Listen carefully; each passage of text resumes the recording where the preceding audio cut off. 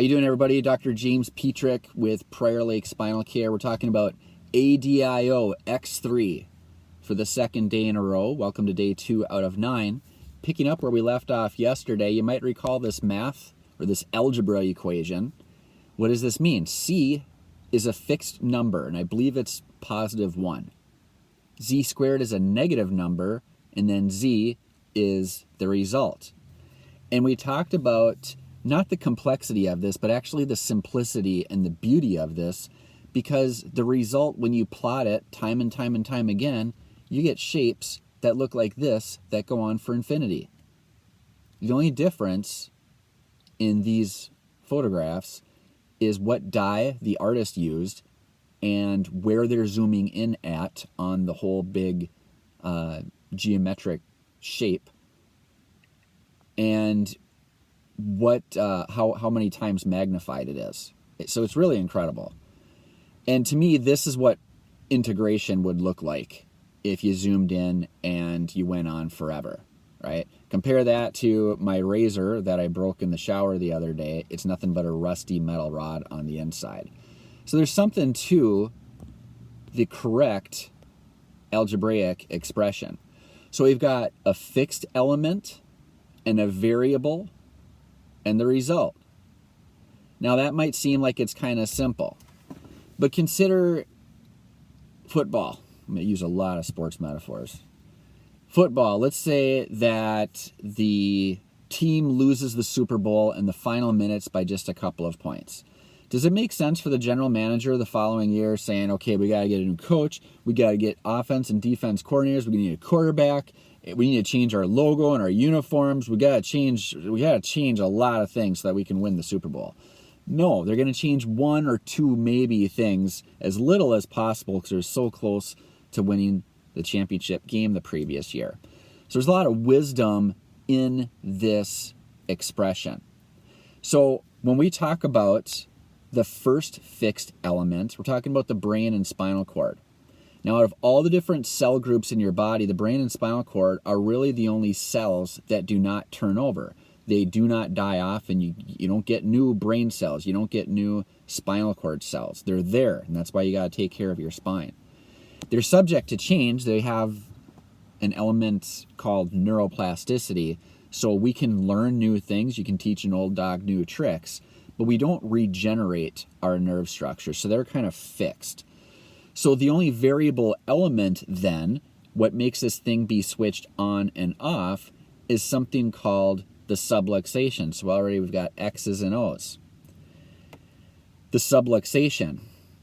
But we can adjust the subluxation, and now the person is back connected. They're back in balance again. Now, I'm not going to reveal what the right-hand corner is today, but I do want to tell you a little bit about what it's like, because words matter. This is my spine over the years, and I've still got the crooked spine, but I had the realization early on, I think in my first or second trimester of chiropractic college, that, hey, I got to think about my spine differently because it's getting worse and it's not a column. What is it? And I gradually learned it's a tensegral or a tension-based structure, and it dissipates tension throughout. So the thing to keep in mind is resilience is your ability to come back towards normal after being bent, stretched, or compressed. Anything that bends, stretches, or compresses, when it goes out of alignment, it doesn't go out like a bunch of Jenga blocks. It actually unravels. And where do things unravel from?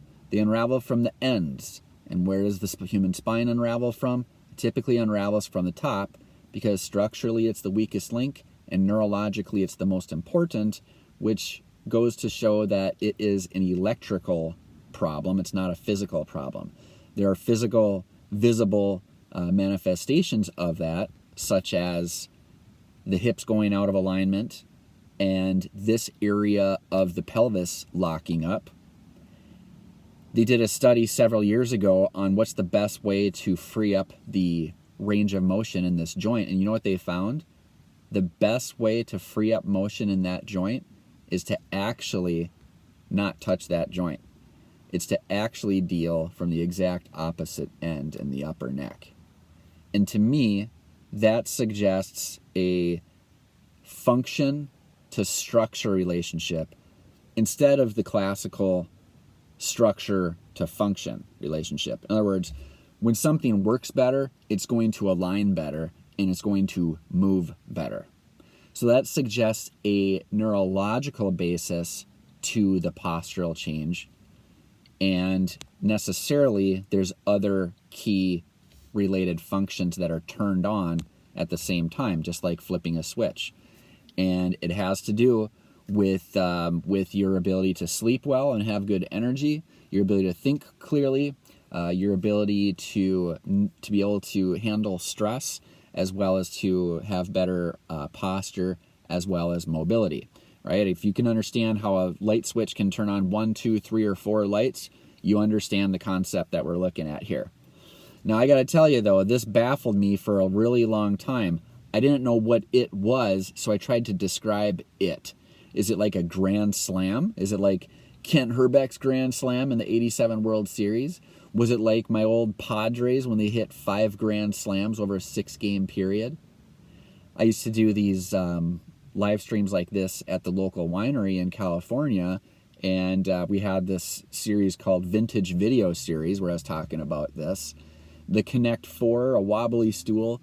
What is it? I didn't know exactly what it was, so I had to describe what it was like. And I'm going to introduce that word to you right now in this video.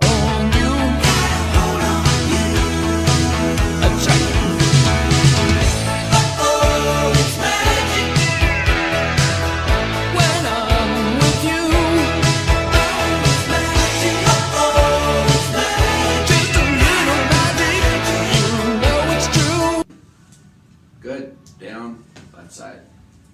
All right. Let's go to work. And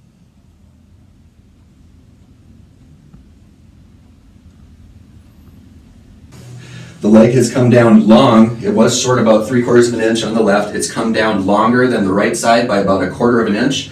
I tell people that whenever I see that, and then I see that change, I will tell them that their body really needed it, number one, and number two, you are certainly resilient, and it's obvious in real time. So bring your right leg up now as high as you can.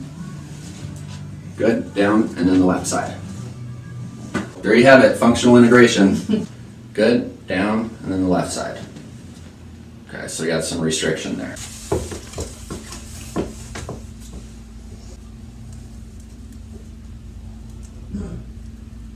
Again. Good, down, left side. Happens just about every time. Done this several hundreds of times, and I don't remember a time where when the leg comes down all the way on the short side, if there is a restriction over there, and when it comes down even longer on that same side, where the posture is better right away, since we're affecting a part of the brain that's also in charge of the mobility, that comes back at the same time. But it's not that, it's what it implies. Through functional integration processes, certain areas in the brain that are wired together also function better together as well. And that speaks to the function of the amygdala for our stress handling, the hippocampus for our mental clarity, as well as the hypothalamus for our sleep and energy. All hidden benefits to getting adjusted here at Prior Lake Spinal Care. So we went ahead and gave you that added bonus. I actually did tell you the big word that I was after, which is functional integration. And there we've completed already the first layer, the foundation of Tic Tac A.D.I.O. And already you're seeing the bigness. When you have the correct ingredients, when you have the implication of being connected or disconnected, integrated or disintegrated, tapping into your resilience or not, then you can see how that makes a big, big difference. The time has come, my friends, to think differently. See all these Teslas driving around.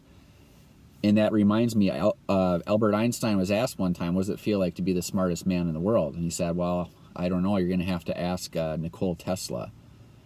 And Tesla said that if you want to understand the universe, think in terms of energy, frequency, and vibration. I'll see you tomorrow for day 3 of Tic Tac A.D.I.O.